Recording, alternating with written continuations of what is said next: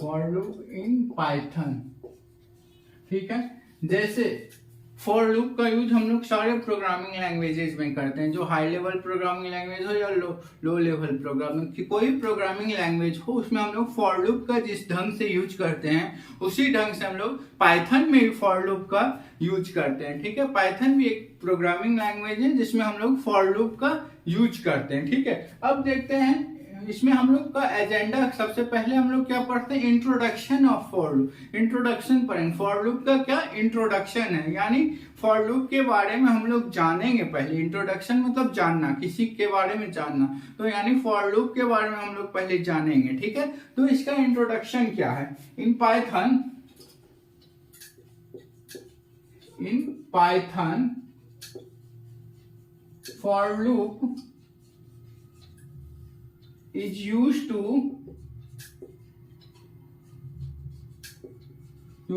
when we have a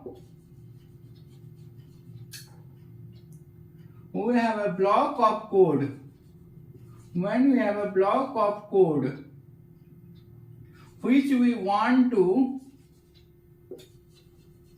when we have block of code which we want to repeat in a fixed number of time, in a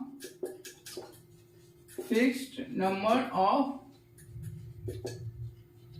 times। ठीक है, Python हमें क्या लिखिए, in Python programming language में for loop उस समय हम लोग यूज करते हैं जब एक ब्लॉक ऑफ कोड मतलब क्या होगा, जब एक कोड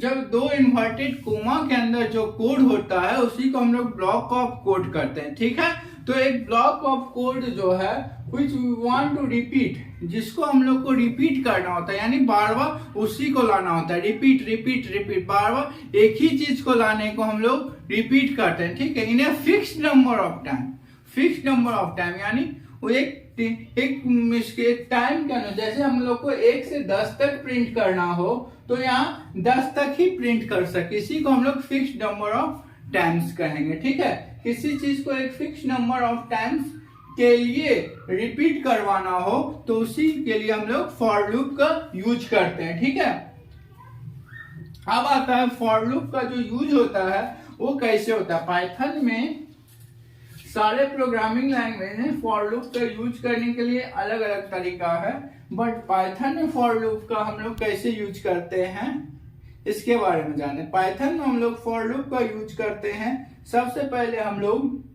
रेंज फंक्शन को जानते हैं। पाइथन में फॉर लूप का यूज करते हैं रेंज फंक्शन के थ्रू। ठीक है, पाइथन में फॉर लूप का यूज करते हैं हम लोग रेंज फंक्शन क्या है, रेंज फंक्शन एक ऐसा फंक्शन है जो कि किसी भी नंबर ऑफ टाइम्स रिपीट, ये इंक्रीज, कोई भी चीज को ये ऑटोमेटिकली 1 टाइम इंक्रीज कर देता है।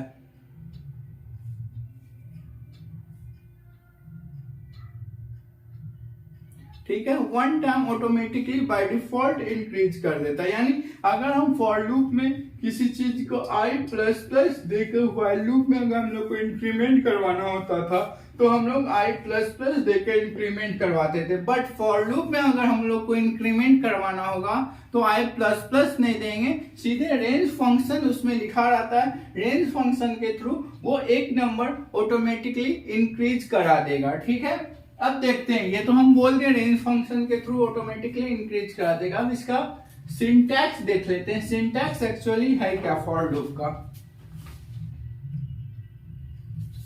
देखिए सिंटैक्स मतलब होता है किस तरह से उसको लिखा जाए, प्रोग्रामिंग को किस तरह से लिखा जाए वो सिंटैक्स होता है। ठीक है, यहां देते हैं हम लोग फॉर i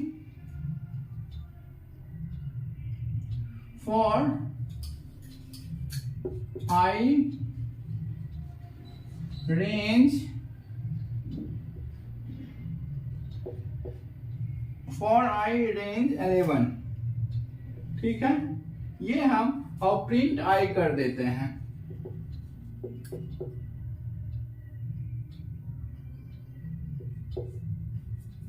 ठीक है, फॉर आई रेंज 11, यहां क्या करेगा, इसको कहाँ तक प्रिंट करेंगे, इसको 1 to 10 तक प्रिंट कर देगा। काहे 1 to 10 तक प्रिंट करेगा, इसके बारे में जान लेते हैं। आई क्या है, ये आई क्या है, इट स्टार्ट्स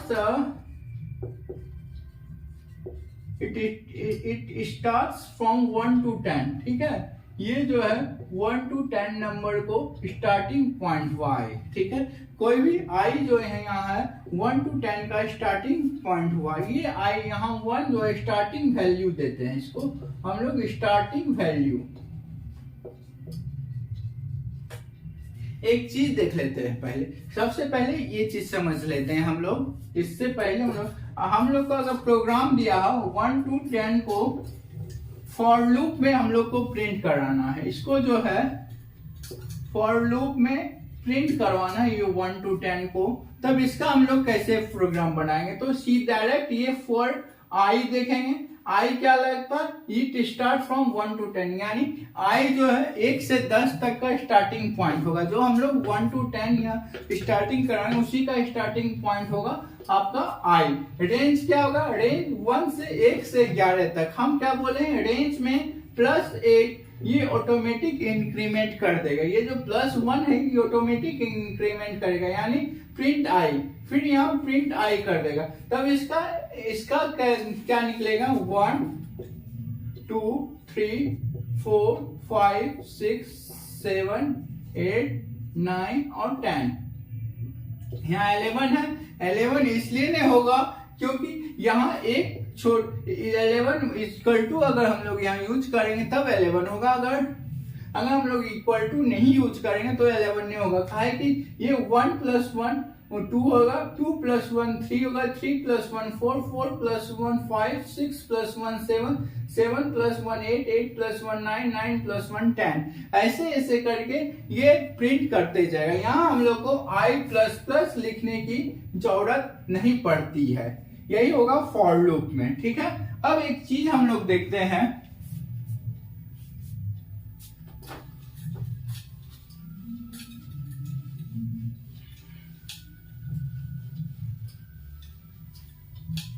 एक छोटा सा कंपैरिजन करते। जब हम लोग व्हाइल का प्रोग्राम लिखते थे, तो व्हाइल i बराबर 1 यहाँ लिखते थे, उसका कंडीशन देते थे व्हाइल i < 10, उसके बाद प्रिंट i। इतना बड़ा हम लोग प्रोग्राम लिखते थे, उसके बाद नीचे i++, ठीक है। इतना बड़ा हम लोग प्रोग्राम लिखते थे व्हाइल लूप में ये प्रोग्राम लिखते थे 1 2 3 4 5, यानी 5 लाइन का प्रोग्राम हम लोग व्हाइल लूप में लिखते थे, ठीक है। अब सेम टू सेम प्रोग्राम को हम लोग फॉर लूप में लिखेंगे, तो फॉर i रेंज फॉर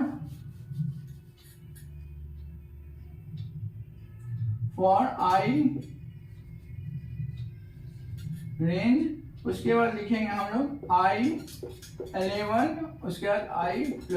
देखिए यहाँ कितना लाइन, यहाँ 2 लाइन में ही ये प्रोग्राम सिमट गया, और यहाँ सेम प्रोग्राम हम लोग 5 लाइन्स में लिखे थे, ठीक है। ये सेम प्रोग्राम हम लोग 5 लाइन्स में यहाँ लिखे थे, यहाँ प्रिंट आई होगा, ठीक है, यहाँ प्रिंट आई होगा। तो सेम प्रोग्राम हम लोग यहाँ 5 1 2 3 4 लाइन में लिखे थे सेम प्रोग्राम, और यहाँ हम लोग 2 ही लाइन में ये प्रोग्राम हम लोग का सिमट गया, ठीक है।